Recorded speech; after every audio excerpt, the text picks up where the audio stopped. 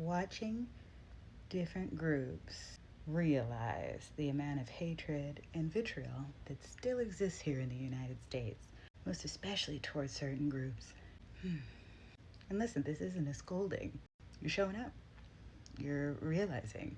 I'm just saying, I don't think you should set your emotional expectations as high for those of us who always knew it was there.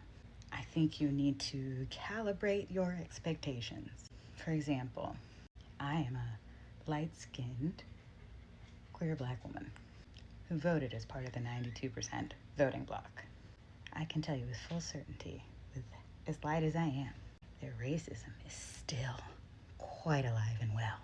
So if it is something that I know and have experienced quite often, feel free to extrapolate that out to anybody darker than me.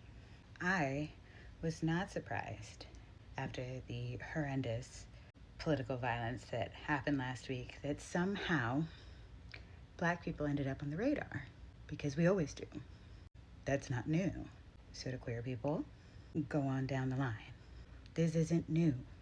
So again, I ask you to stop and think when you talk to that seemingly world weary friend, why maybe they are not emoting as strongly about certain events. We're all showing up with different levels of comprehension and understanding.